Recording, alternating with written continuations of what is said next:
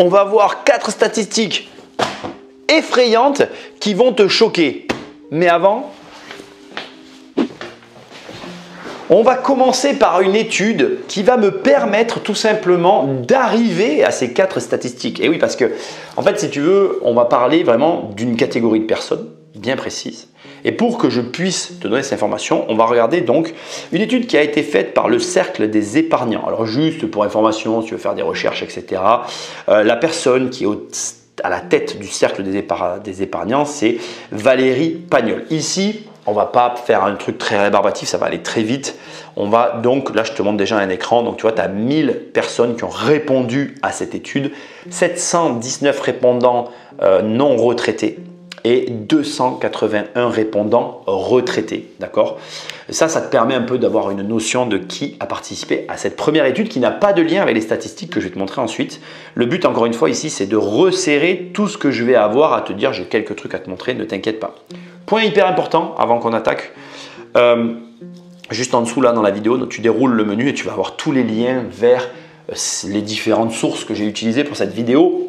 Fais très attention et je m'en excuse d'avance. Je ne tiendrai pas à jour ces sources. J'en suis désolé. Je te mets les liens au moment où j'ai fait la vidéo. Ne m'en veux pas si jamais les liens ne sont plus fonctionnels. Je n'irai pas rechercher sur Internet où tu peux trouver les éléments. D'accord? Donc, on y va. Je vais te montrer ce que je vois tout de suite à l'écran.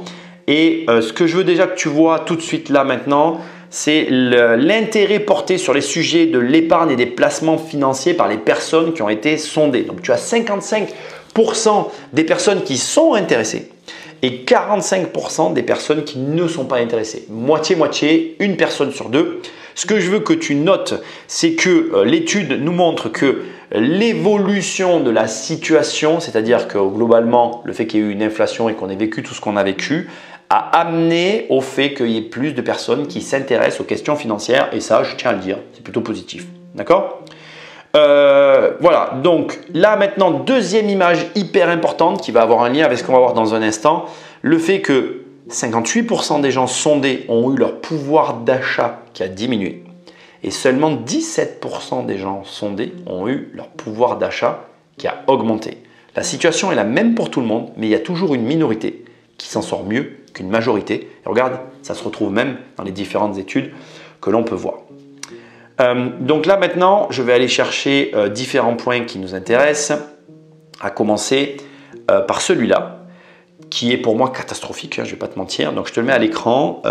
Là, on a, selon les personnes sondées, les meilleurs produits d'épargne. En tête, bien évidemment, le livret A, LDD, livret d'épargne, livret jeune, etc.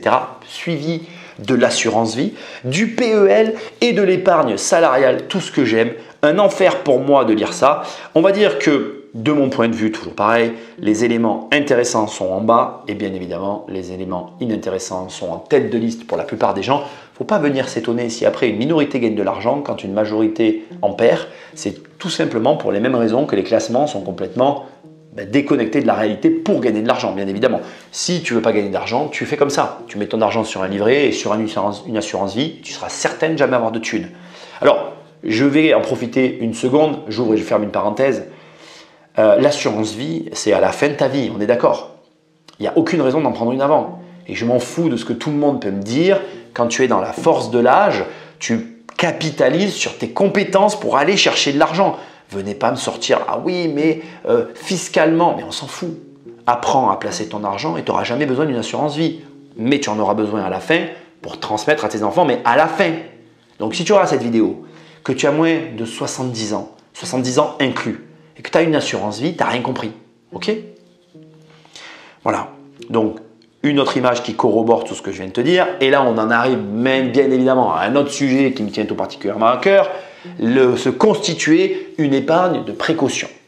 Bon, tu sais que je ne suis pas un grand favorable à ce truc-là, tant bien même, fais-le si tu en ressens le besoin, mais c'est intéressant de voir que malgré tout, là encore, ça reste la principale, je dirais, raison d'épargner des personnes, d'avoir une épargne de précaution au cas où il leur arrive quelque chose. Alors quoi, pourquoi, j'en sais rien, dis-le moi dans les commentaires, ça m'intéresse.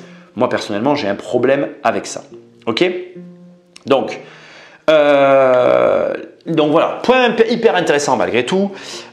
Pourquoi vous ne détenez pas d'épargne retraite? Alors, à contrario, tu vois, l'épargne de précaution c'est important, mais pas l'épargne retraite. Donc, il y a ceux qui préfèrent les produits d'épargne que vous pouvez débloquer facilement. À la limite, ça, je peux l'entendre. Mais il y a une partie qui dit « je n'ai pas les moyens d'obtenir, de générer cette fameuse épargne de retraite dont j'aurai peut-être besoin plus tard. » Ok. Ensuite, je vais passer tout ce qui touche au PER, etc. Parce qu'en fait, ça ne représente pas le message que je veux véhiculer dans cette vidéo. Par contre, il y a un élément qui m'intéresse ici, c'est que dans le cadre d'un PER, plan épargne retraite, le désir principal des personnes qui placent leur argent dans les plans épargne retraite, c'est pour ressortir le capital sous forme de rente ou partiellement de capital.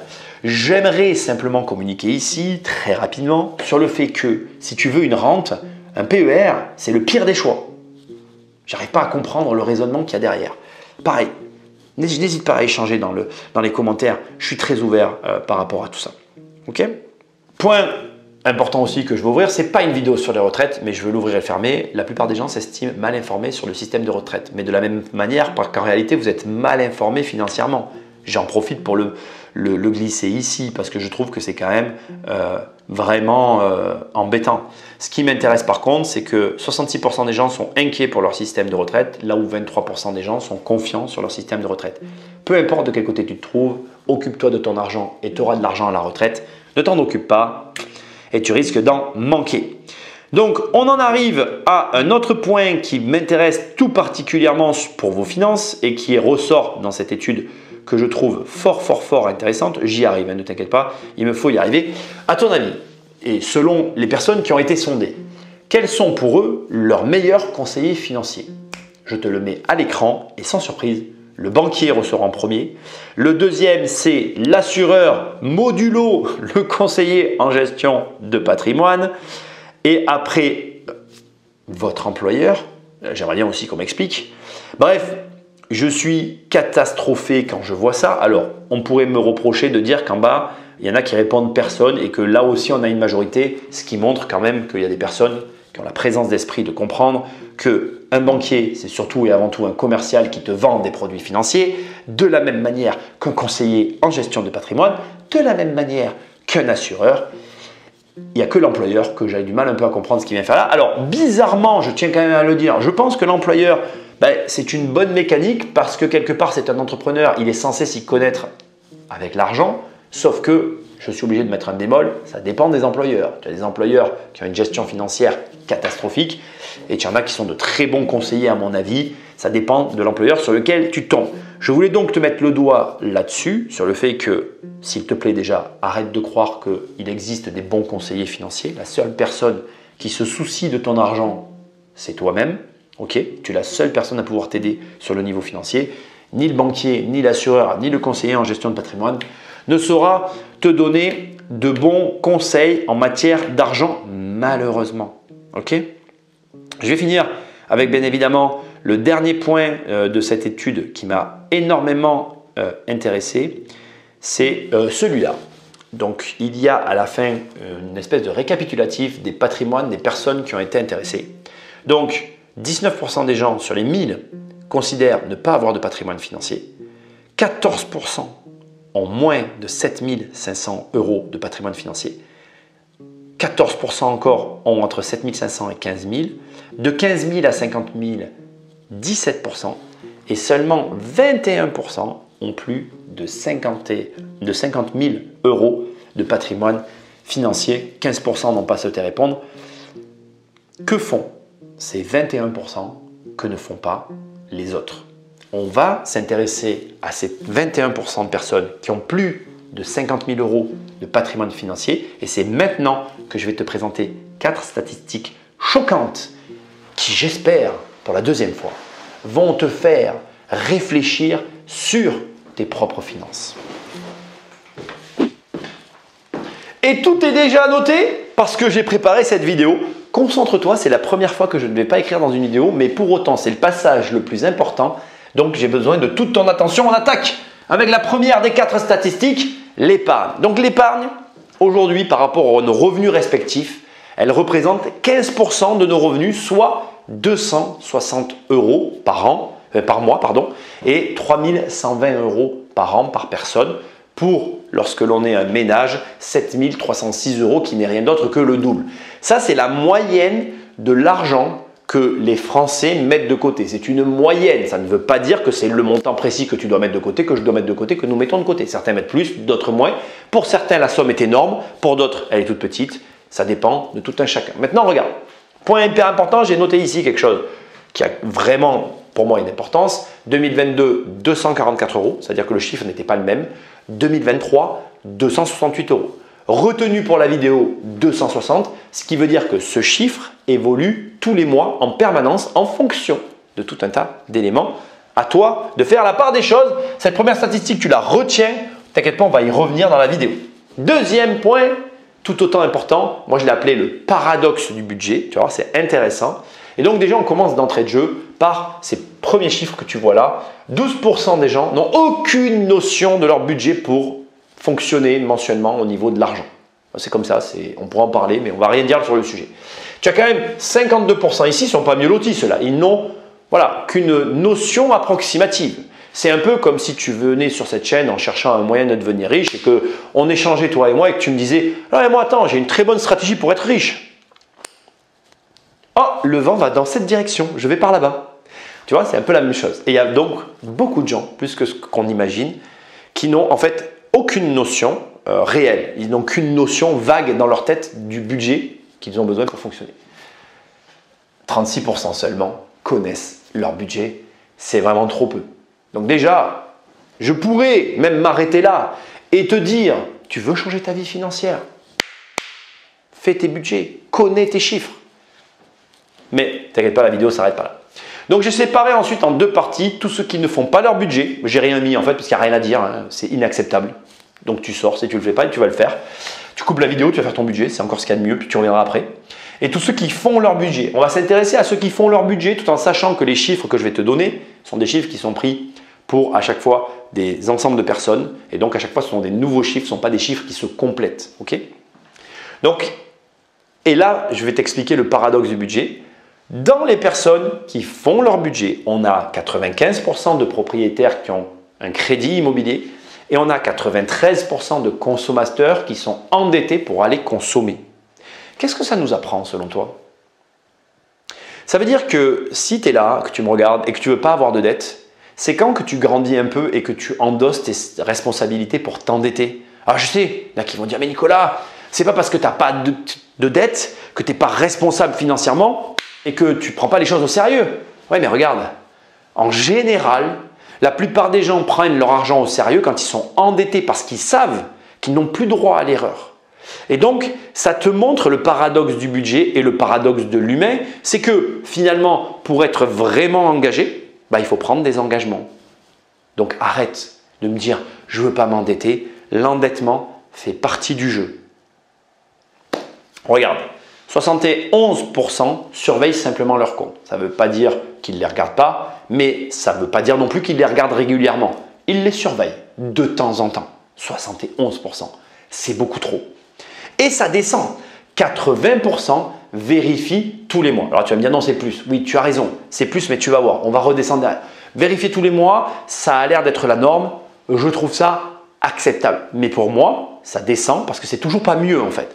C'est en fait au même niveau. Je ne pouvais pas le faire, mais que tu surveilles de temps en temps ou que tu vérifies tous les mois, ça n'est pas assez. Ok? Et là, ça descend. Puisque 44%, la moitié, vérifient toutes les semaines. Et seulement 34% vérifient tous les jours. Ok? Troisième statistique extrêmement dérangeante. Mais alors, extrêmement dérangeante. Là, on va s'intéresser aux personnes qui investissent leur argent en bourse. La moyenne d'achat d'actions, c'est 50 ans. 50,4, ok? 50 ans et demi. On va faire comme quand on était petit. Ah, moi, j'ai 8 ans et demi. J'ai plus 8 ans.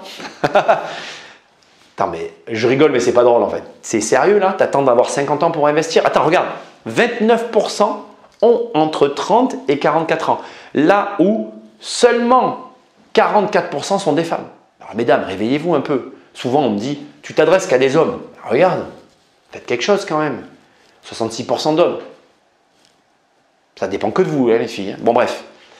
Donc déjà, ça veut dire que de rentrer dans cette statistique, ça fait de toi quelqu'un de différent. Mais attends, pour moi, là où le bas blesse, c'est ici. La moyenne de détention des actions, c'est 5 ans, qui sort une rentabilité de 4,20%.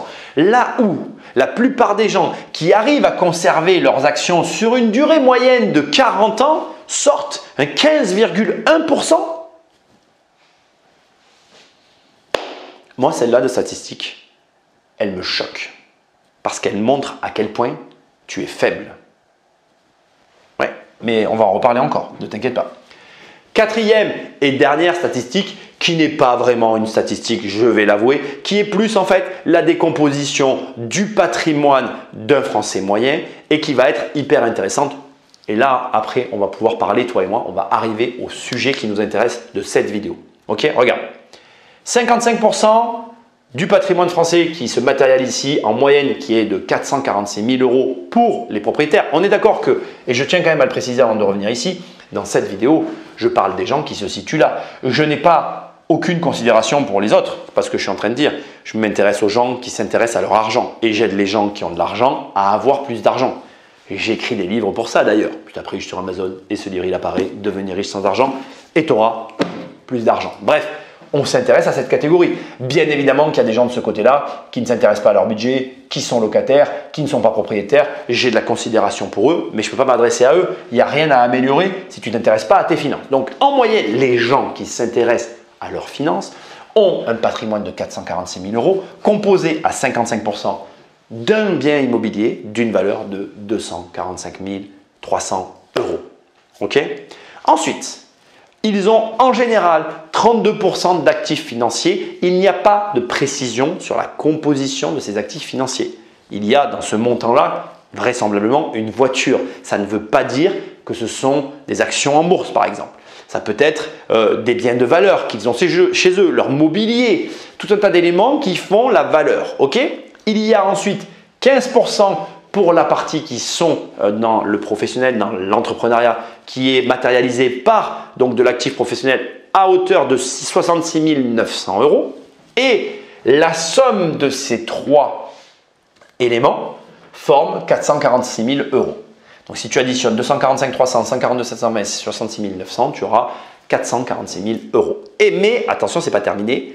Tout ça est possible avec 2% de dette qui se matérialise pour une valeur totale de 454 920 €. Si tu rajoutes 2% à ce montant, tu trouveras ce montant et tout ça est possible par de la dette. Ok ?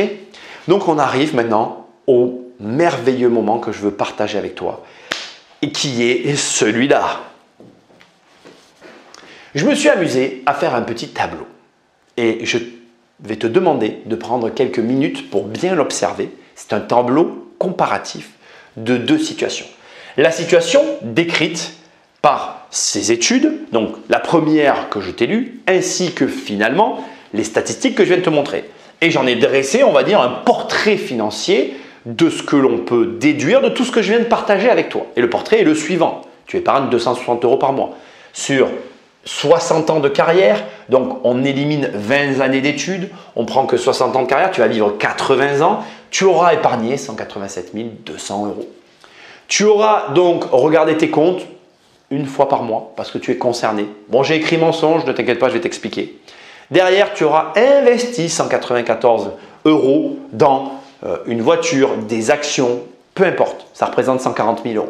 Tu auras une maison pour une valeur de 250 000 € et tu auras payé 2% l'an sur 35 ans, c'est le calcul que moi j'ai choisi de faire, qui représente 312 200 € d'intérêt que tu auras payé. Ça, c'est du négatif, on est d'accord. Je n'ai pas mis le chiffre moins avant, mais c'est quand même quelque chose que tu auras payé pour pouvoir générer tout ce qu'il y a au-dessus. D'une manière ou d'une autre d'ailleurs. J'ai pris 2%, ça reste une moyenne. Tu peux avoir fait des crédits ici pour t'acheter une voiture, une moto, peu importe. Tu peux me poser que ces chiffres sont irréalistes. Ce n'est pas trop le propos. L'idée, encore une fois, c'est la mécanique financière. Ok ? Pourquoi c'est un mensonge ? Pourquoi je dis que cette partie est un mensonge ? Écoute bien, c'est important. C'est un mensonge parce que personne n'épargne tous les mois le même montant comme une horloge. C'est un mensonge parce que croire qu'à un moment donné, tu vas pouvoir mettre comme ça tout ton argent dans même des actions, imaginons que tu aies 140 000 € d'actions tous les mois comme une horloge, ça n'est pas possible. Et en réalité, c'est bien une statistique dans le sens où, pareil, une seule maison, c'est la réalité pour beaucoup de gens, mais aujourd'hui, je crois, et je peux peut-être me tromper, qu'avec tout ce qui est produit en ligne et tout ce à quoi vous avez accès, comme les livres, etc., il y a de plus en plus de gens qui vont basculer sur d'autres formules. Donc maintenant, regarde, et c'est là que ça devient intéressant. J'ai fait un autre tableau, un tableau totalement différent, qui pour moi est plus réaliste. Et avant qu'on aille plus loin, en réalité, sur le tableau là-bas, je n'ai changé qu'un seul élément. Je n'ai changé qu'un seul élément et qui implique, si tu regardes bien, un écart tellement immense qui, j'espère, à lui seul, devrait te faire réfléchir. C'est le but de toute cette vidéo. Écoute, c'est important, regarde. Alors, avant de te dire quel élément j'ai changé, je vais décortiquer le tableau. Ça te laisse le temps d'y réfléchir et tu pourras apprécier avec moi ensuite le changement. Donc, tu remarqueras qu'ici, je n'ai mis que 100 € par mois d'épargne. Pourquoi ? Parce que ce tableau-là, en tout cas le choix de cette personne-là, ça peut être toi, ça peut être n'importe qui, aura été forcément de ne pas trop épargner, mais plutôt d'investir. Et du coup, regarde, il n'a mis que 100 € par mois sur 35 ans de côté qui se matérialise par les 72 000 €. Mais tu remarques que là-haut, il y a une anomalie parce que si tu fais la multiplication, 100 €, d'accord, par mois pendant 60 ans, ça ne fait pas 1,4 million. D'où sortent ces 1,4 million qui se sont ajoutés aux 72 000 € qui font les 1 472 000 €. Je te l'explique. Ensuite, regarde. Là, j'ai écrit facile parce que tu vois ici, je suis passé de je regarde mes comptes une fois par mois à une fois par semaine. Et là, tu remarqueras qu'il n'y a rien. Il n'y a rien. Je considère que cette personne n'a pas acheté d'action. Je considère qu'elle a acheté une voiture tellement pourrie qu'elle ne mérite même pas d'être dans la classe des actifs. C'est une bagnole qui coûte peut-être 3 000 à 4 000 €, ok, pour laquelle il a des travaux. Mais voilà. Mais par contre, regarde, il a choisi d'acheter ici 10 logements. Ici, on a la ligne des logements. C'est 10 logements pour une valeur de 1 million €. Du coup, il a payé le double d'intérêt, beaucoup plus. Mais tu imagines bien qu'il n'habite pas dans 10 logements. Ces 10 logements, il les a loués. C'est pour ça que tu as 1 472 000 €. Donc le calcul est là. À raison de 80 000 € par an de revenus locatifs sur le million d'euros placé. D'accord ? Fois 35 ans, on obtient 2,8 millions d'euros que j'ai divisé par 2 parce que les impôts, les aléas, il nous reste 1,4 million. Et je n'ai pris que 35 ans, d'accord, par rapport aux 60 parce qu'il y a eu le crédit payé, l'argent perdu, etc. Donc j'ai réduit la totalité des sommes encaissées. Ce qui veut dire que, à mon humble avis, plus d'argent a été encaissé, mais plus d'argent a aussi été pris par les impôts, les aléas de la vie, etc. Je ne dis pas que le calcul est réaliste, ce n'est pas l'objectif. Je dis juste que, avec des calculs minorés de tous les côtés, l'écart est immense. Pourquoi ? Quel est donc le seul élément que j'ai changé ? Le seul. C'est celui-là, regarde. C'est l'objectif des biens immobiliers qui ont été définis dès le départ. Ici, on veut acheter sa maison. L'affaire est réglée, on construit sa vie autour de sa maison. Parce que la part de la maison est la part la plus importante de l'ensemble du patrimoine. Et c'est maintenant que tu remarques que finalement, depuis le départ, tout était encadré de jaune. Et regarde, en réalité, c'est exactement ce que j'essaye de te montrer. Sur chacune des statistiques que tu viens de voir, il te suffit de changer un élément, un seul, pour changer ta vie. Je vais te le dire autrement, comme ça tu vas comprendre. Il suffit simplement que tu tires un trait sur un seul des points que je te montre et que tu te dises « je n'accepte pas la norme ». Donc par exemple, regarde, je vais te donner l'exemple avec cette statistique. La moyenne des Français ont un logement. Je ne veux pas avoir un logement, je veux avoir au moins 3 logements ou je veux avoir au moins 10 logements. Rien qu'en faisant ça, tu vas basculer sur un tableau comme celui-là. Mais regarde, ce n'est pas là que ça s'arrête. Tu peux venir ici et te dire « ok, je ne veux pas garder finalement mes actions 5 ans, mais je vais essayer de les garder 40 ans parce que je veux les 15%. Tu ne te fais pas ce que la moyenne des gens font, tu fais ce que la minorité fait. D'ailleurs, petit détail aussi que j'aurais pu préciser dans cette vidéo que je n'ai pas fait, la moyenne de détention d'un bien immobilier, c'est 7 ans. Il te suffit de garder un bien immobilier plus de 7 ans pour aussi en immobilier avoir des résultats supérieurs. Donc voilà pour cette partie-là. Regarde, ici, il te suffit, comme je l'ai écrit, de t'endetter et de regarder tes comptes tous les jours pour ne pas avoir le même résultat que tous les autres. À chaque fois, c'est pareil. Et regarde, il te suffit ici de te dire que la moyenne, c'est 260 € d'épargne par mois et de te dire que toi, tu vas épargner plus pour avoir de meilleurs résultats. Ça veut dire que si tu regardes cette vidéo et que tu épargnes, ne serait-ce que 300, 400, 500, 800 ou 1000 euros par mois, peu importe le montant, mais qui est supérieur à ce montant-là, tu auras un résultat automatiquement meilleur que celui-là et une répartition de patrimoine plus élevée et différente que celle-ci.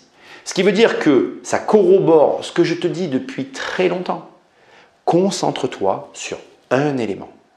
Tu te concentres sur un seul élément, mais peu importe lequel, ça peut être la bourse. Tu te concentres sur un élément et ta situation financière finale sera différente de la majorité. Tout en sachant que, concernant le budget, en réalité, ce n'est même pas une question en fait. Tu dois faire tes comptes tous les jours. Pourquoi? Pourquoi tu dois absolument gérer tes comptes quotidiennement? Est-ce que tu as remarqué la première partie de cette vidéo, quand je te décris cette étude et que je la partage avec toi, à la fin, je me suis arrêté sur la décomposition des participants. Et je t'ai précisé qu'il n'y avait que 21% des gens qui avaient plus de 50 000 euros de patrimoine. Puis ensuite, on a vu nos 4 statistiques choquantes sur ces personnes-là qui ont du patrimoine. Est-ce que tu as remarqué que toute l'étude qui a été faite, l'ensemble des réponses sont donc données par des gens qui n'ont aucune idée de comment fonctionne l'argent? Tu l'as réalisé ou pas? Les gens te disent « j'adore les livrets A », mais finalement, si tu vois la répartition de l'argent qu'ils ont, leurs livrets A sont vides. Alors vide, tout est relatif, mais avoir 15 000 euros, 20, 30, 40, ça ne fait pas de toi quelqu'un qui sait comment fonctionne l'argent. Ce qui veut dire que dans tout ce que tu viens de voir dans ces statistiques, si tu es là, que tu t'intéresses à l'argent, que comme je te le conseille dans cette vidéo, tu prends chacun des points et tu essayes juste de faire le point qui est donné ou mieux, c'est-à-dire que tu essayes d'épargner 260 euros par mois ou plus. C'est-à-dire que tu fais ton budget tous les jours, c'est-à-dire que tu places de l'argent en bourse, c'est-à-dire que tu essayes d'acheter plus d'un appartement. Ce n'est pas un truc de fou que je te demande. Si tu fais ces 4 trucs-là, tu es beaucoup plus riche que ce que tu crois. Tu as beaucoup plus de connaissances financières que ton banquier, ton assureur ou ton CGP. Pas théorique, là-dessus, sans doute ils en savent plus que toi, mais pratique. Et comme c'est la pratique qui amène des résultats, on n'a pas envie d'avoir des connaissances théoriques, ni toi ni moi. On a envie de savoir faire. Je vais même aller plus loin que ça. Ça va pas plaire à tout le monde. Il vaut mieux savoir faire sans forcément comprendre ce qu'on fait que comprendre ce que font les autres et ne jamais rien faire. Je te laisse y réfléchir. Et du coup, je te laisse réfléchir à ce que je t'ai dit en intro, pendant les études sur les personnes là où je disais vraiment le banquier, c'est vraiment un bon conseiller pour toi. L'assureur, le conseiller en gestion de patrimoine, t'es sûr? T'es sûr? Le meilleur conseiller pour tes finances, c'est toi. C'est tout. Et maintenant, je te le répète, tu prends les 4 éléments des 4 statistiques que je viens de te donner, tu essayes juste de faire mieux et tu auras d'énormes résultats. Garde juste une étude en tête qui a été faite en Australie, que je n'ai pas glissé dans la vidéo, mais que j'ai failli mettre. Mais parce qu'en fait, elle n'avait pas, je dirais, de consistance. Mais l'idée, c'est que tu comprennes. Et ce que je veux que tu comprennes, ce n'est pas l'étude en elle-même. C'est pour ça que je ne vais pas te la délivrer en totalité. C'est une étude australienne sur les cartes bancaires qui dit que, en fait, quand tu as une carte bancaire, tu dépenses beaucoup plus d'argent que quoi que ce soit d'autre. C'est cashless effect. Cashless effect. Cash, L-E-S-S, effect. Okay, tu feras des recherches, tu trouveras. Le cashless effect, ça veut dire qu'en fait, comme tu as une carte bancaire, tu vas dépenser plus facilement ton argent. Or, la banque, le système, tout est fait pour que tu aies une carte bancaire et c'est le point final de cette vidéo. En fait, tout le système est fait pour que tu te comportes comme la majorité. Mais toi, tu dois apprendre, comme je l'ai fait dans cette vidéo, à observer la minorité et simplement soit à essayer de faire la même chose, soit mieux. Et normalement, tu me remercieras. Laisse-moi un commentaire, like, partage, va sur Amazon, tu tapes riche, tu as mon livre qui apparaît, Devenir riche sans argent ou Survivre à une crise financière, avec ou sans accent, Tu as aussi mon livre qui apparaît, tu tapes crise financière, il apparaît. Sinon, tu vas sur immobiliercompagnie.com. Dans mes programmes, tu as mes formations pour t'améliorer en immobilier. Dans les coachings, tu peux réserver 1 heure de coaching avec moi. Et sinon, je te dis à très bientôt dans une prochaine vidéo. Salut!